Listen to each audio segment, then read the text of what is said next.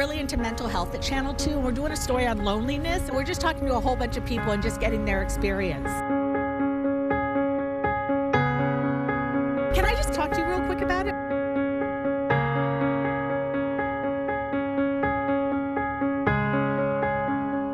We were talking about loneliness. Can you just tell us what it feels like for you? Yeah, it just feels very heavy. Like it's very much like you don't want to do anything. I don't want to say it's depressing, but it's hard. When you are lonely, you have to reach out. I'm Cindy Hsu, and today we're breaking the stigma, overcoming loneliness. We're here in Times Square, where more than 300,000 people walk through on any given day. And you might think it would be hard to be lonely in a place like this. But when you experience loneliness, you can feel alone, even invisible in a crowd. We heard it over and over from the people we spoke with. We have experts who have studied loneliness and the impact it can have on us no matter what age. You'll meet teenagers to seniors who have suffered the physical and emotional effects of loneliness. And we have solutions that are easily accessible, inexpensive, and some are free. They can help turn your life around and even help prevent others from falling into despair. Loneliness is a feeling. It's a painful, subjective feeling that hurts. And it's a feeling that relationships that matter to you are not as you want them to be. Well, loneliness is almost a universal experience that each of us has. It's this bad feeling, that we get because we don't meet this fundamental human need for connection. I think taking it another step further, there's a lack of belonging, connection, meaning in a group or society. Research shows that 80% of young people are experiencing loneliness. Has anyone experienced loneliness? Let's see hands. Wow, all of you. It was really during the pandemic when I was feeling the most lonely, not being able to see my friends in person. There was really this feeling that I was just alone with my thoughts. Maybe going out less and wanting to self-isolate a little bit more than before. Trying to prioritize my academics. I feel like I lost some of the social life, the social aspect that I was trying to get out of just being a teenager. Do you feel like being online makes you feel lonelier or more connected? I was comparing myself to all these lives that everyone was putting on, and I was comparing myself. I felt so incredibly alone, and I thought I was the only one dealing with this situation. So obviously, if you're online, you're not alone, but if you see people hanging out or a group of people together, and even if you're not close with them, if you weren't invited, then it's you feel alone. Do you ever notice, friends? You see that they may be having an issue with that. How do you recognize it? What are some of the signs that you might see that concerns you, and what do you do? When someone's isolating themselves from others, maybe not wanting to hang out, go out, or just if you see them struggling academically. I think the biggest thing is finding community and being able to kind of share that loneliness with other people. Especially for teens in high school, because you're often not actually physically alone unless you're purposely trying to isolate yourself, yet almost everybody does feel alone at some point. And I think that that's why we constantly are saying reach out and advocate for yourself, because even in that crowd of 100 people, there's probably one who understands you. About 40% of adults in the US report feeling lonely. People over 80, the rates are in the 60% and 70% range of those groups feeling lonely. Well, I think the loneliness comes because you feel cut off. I also think there's fear involved. What's going to happen to me? You feel like you disappear. You feel like you don't exist anymore. And I think that's sad. When you are alone, you have nowhere else to go besides inside of your mind. And it just triggers all these negative thought patterns for me personally. You wonder if you're good enough. You wonder if things are going to get better. You wonder if it's going to be like this way forever. You wonder, are you worth anything, you know? Those can be hard words to hear. One New York City health survey said nearly 70% of us felt socially isolated in a recent 4-week period, reinforcing the concept that we need to understand loneliness as a mental health issue. And as we've seen, it can affect anyone at any age. But it's also vitally important to know there's help and resources out there. And we're going to hear more about that coming up. The first thing is just starting with your strengths, which is, you know, who is in your life that you care about. Take stock of the communities, the groups, the families, you know, that you're already a part of, and think about how you might invest more time in them. We'll be right back.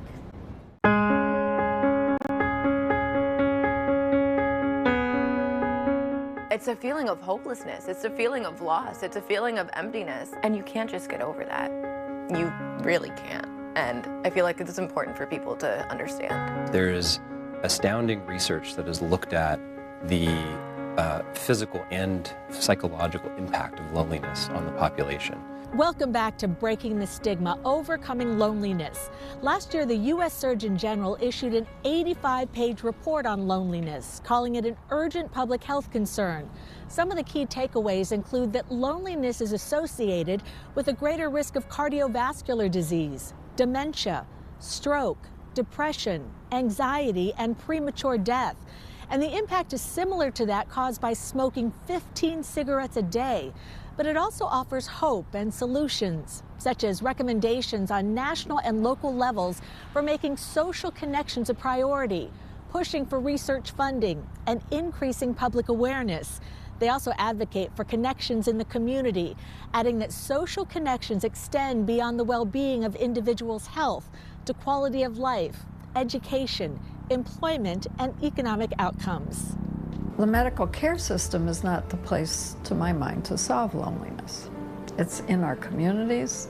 It's in whether we pick up the phone and call somebody. And again, it's that just simple gesture of calling and checking in and showing genuine concern. This is Zenobia Kelly, Riverdale Neighborhood House, and I was calling you because I have a pleasant surprise for you. This is retired nurse Zenobia Kelly at work at the Riverdale Neighborhood House. I just want you, the next time I call you, I hope I'll hear that you saw your doctor and that medication gets sorted out. I am director of the telephone reassurance program. I know somebody from here calls you every day, so we will talk, okay?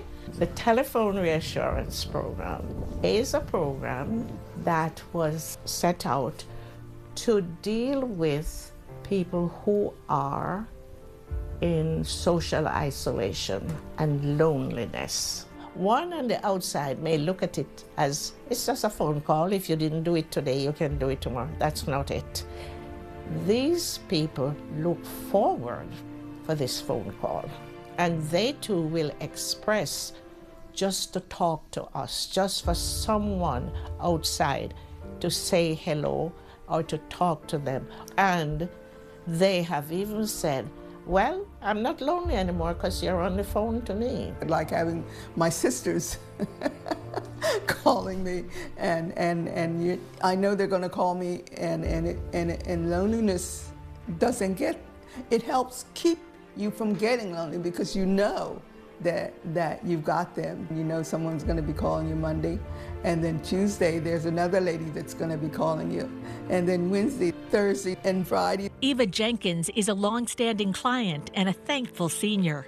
I'm so proud of that 82. Two of the volunteers making calls, Nikki Englert, herself a senior, who speaks to 18 different people on the phone every week, and teenager Caleb Sharkey, doing this as part of a high school internship. My client that I speak with every Sunday, Barbara, I feel like we've really gotten different things out of each other. Like, she might not be able to walk around as much and be as active as she is now. It will become a more pressing issue and even more important that I call her, which is why I really want to stay in touch with her even after I finish high school. You have to listen to people, not only to what they say, but how they say it.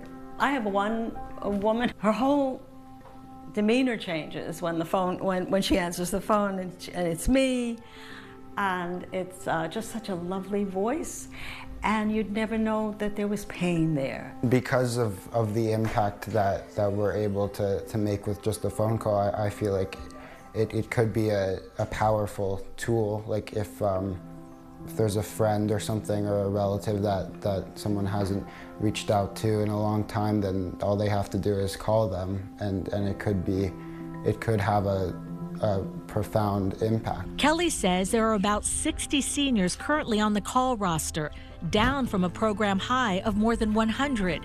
She adds they are currently reaching out to various social service agencies and programs to get more seniors connected. Take Eva, who came here today.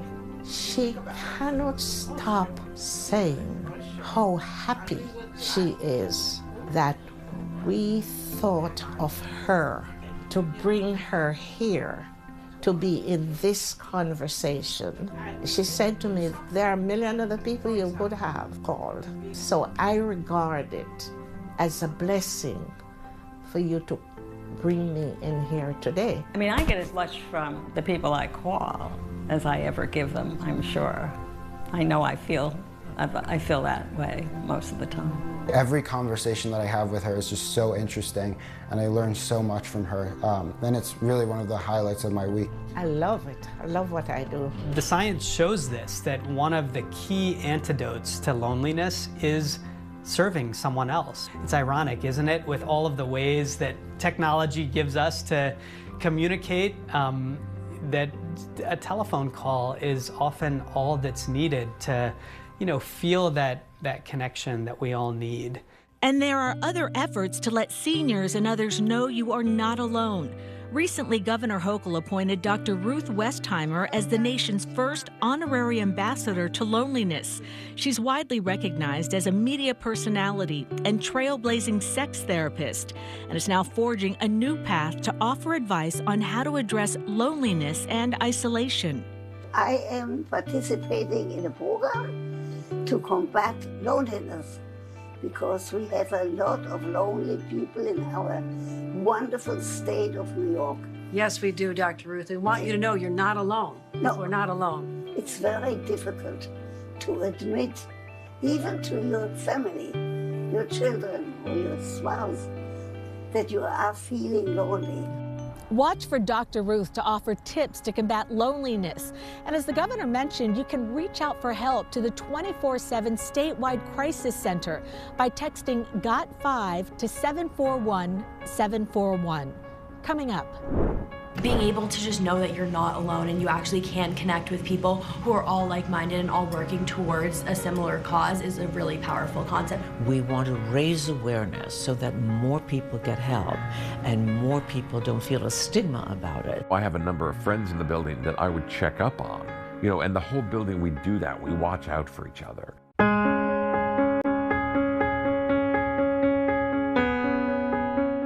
Welcome back to Breaking the Stigma, Overcoming Loneliness. The good news is that some people manage to get past feeling lonely in just a few days, or with some simple adjustments to their behavior, such as getting out more or making a concerted effort to reach out to friends and family. But we've also learned there can be serious health repercussions to feeling lonely. Loneliness that's acute, that you feel over a week or two, it's normal, but over many months, it makes you sick.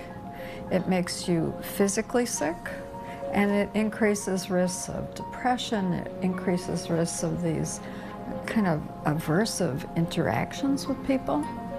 It makes people lonelier. When a certain threshold is crossed, people may need to reach out for help. Certainly if you're in crisis, you can call 888-NYC-WELL in New York City, or 988, which also connects you to mental health resources. Loneliness, for sure, is a risk factor for depression. And I would say that it definitely is bidirectional, both ways. One organization born out of a very personal experience is working to assure there is funding to further vital research into mental health and depression. We spoke with Audrey Gruss. And I'm the chairman and founder of the Hope for Depression Research Foundation. And it's known as HDRF? HDRF. Tell me about it. 18 years ago, after my mother, whose name was Hope, passed away, I started a foundation in her memory because she had depression for most of her adult life. It was a devastating and isolating experience growing up, says Bruce, but she adds it inspired her to take action and ultimately raise millions for research. We want to raise awareness so that more people get help and more people don't feel a stigma about it. HDRF has enlisted a task force of medical and scientific experts to work on finding treatments and cures for depression. And Executive Director Louisa Benton says they're on the verge of some important breakthroughs. Right now we have, in a clinical trial, a potential new medication that will work on a specific type of depression. And this does relate to loneliness. That symptom is an acute sense of being rejected when we feel a sense of rejection.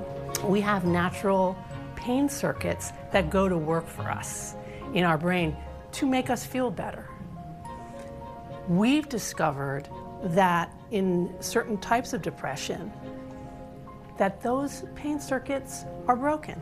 Our clinical trial is taking folks who have this symptom and we're giving them a molecule that can heal those circuits, and it turns out that 80% of the people in this trial are actually experiencing an alleviation of their symptoms. Benton says there are more promising breakthroughs on the way, and to extend their public outreach and raise awareness, they partnered with teen ambassadors to help spread the word.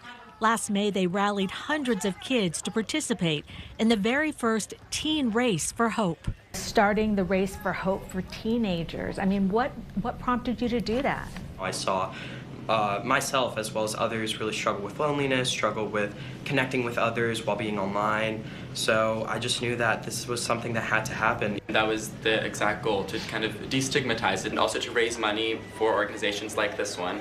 And so when we heard from Hayden actually that the teen race was happening and the ambassadors for it, then it just really clicked. It kind of connects people in a way that doesn't happen on a daily basis, and you actually can connect with people who are all like-minded and all working towards a similar cause is a really powerful concept. Seeing the actual race and seeing the actual people, it really brought a sense of community, and realizing that in my head I know that I'm not alone with like struggles and anything. Being a part of the teen race last year was my first actual involvement. It's like actually a sign that there was hope, there was community, there is a group of people that actually care about something that I think all of us feel very passionate about. I had heard from classmates that they were struggling, and just seeing the resources that HDRF provided, I knew that we needed a space like that to kind of break this stigma. Coming up, there is really a flood of people who are lonely, who are making appointments to see their doctor or their nurse just to have somebody to talk to.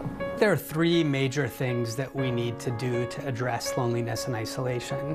The first is to reduce stigma. The second is for each of us to think about how to have higher quality connections in our personal lives. And then the third is to reduce barriers to connection in all of our institutions, in all of the structures of society.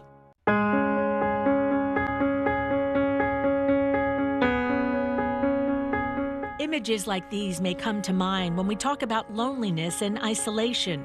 But as we all remember, it was 4 years ago this month that the darkness of the pandemic enveloped us, resulting in an unprecedented level of social isolation and loneliness that touched just about everyone.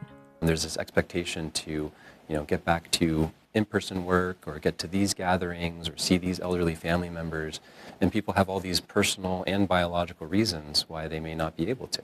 The pandemic was a watershed moment, for us to contend with what was already happening, sort of hiding in plain sight in our society up to that point. Mental health nowadays, I feel like, is a little bit more spoken about, right? Especially after COVID.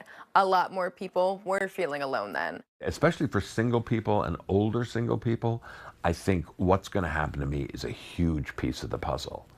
Because, you don't want to be a burden, but at the same time, am I going to have to do this myself? we found that 2 out of 3 New Yorkers in that first year of the pandemic felt socially isolated.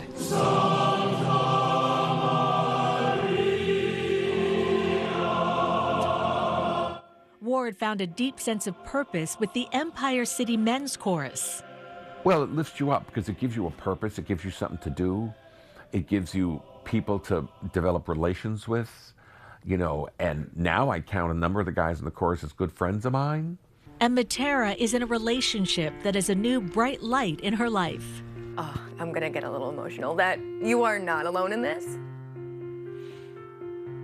truly makes you, oh God, I'm gonna cry, and expect this, truly makes you wanna keep going and wanting to get better.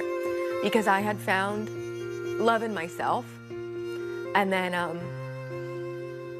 he had come along. Human connections help lead them out of the darkness, a modality that's been a common thread along with other efforts to connect and reinforce the notion that we are not alone. What we hope to be able to do always when we talk about health is to be able to prevent in the first place. And that's where this broader conversation about loneliness and what each of us can do to curb it for ourselves and for our loved ones and our communities, that's where we can really interrupt the vicious cycle in the first place. Are there any other things that you do to kind of like make sure you feel better when you're lonely? Definitely trying to plan more activities and especially like talking with my wife and talking to other people usually helps. But yeah, having Luma, I would say that was a big thing for us. I can completely relate. If I didn't have my dog, you know, I would be much sadder. Yeah, I definitely like hanging out with friends. I like swimming or going to exercise. Sometimes I have some work that I like doing and that refocuses me a little bit, but I find talking to friends is probably the most helpful. I make sure that I find joy. I make sure that I take time, I listen to music. You know, I play with my puppy for 5 minutes before going to work a little bit. Just anything, wherever you can find any glimmer, it's what you do. Having a cookie, you know, I love that. anything like that. I'm forever grateful to my family, friends, colleagues, and my dog for all of the love and support they've shown me. That connection is vital as I maintain my own mental health. And as we've heard, those actions can be a tipping point in someone else's life too. We can all make a difference. We have a list of resources on our website at cbsnewyork.com. And if you or anyone you know is in distress, call or text 988. The Suicide and Crisis Lifeline. You'll find free guidance and counseling 24/7. I'm Cindy Hsu. Thank you for watching Breaking the Stigma, Overcoming Loneliness.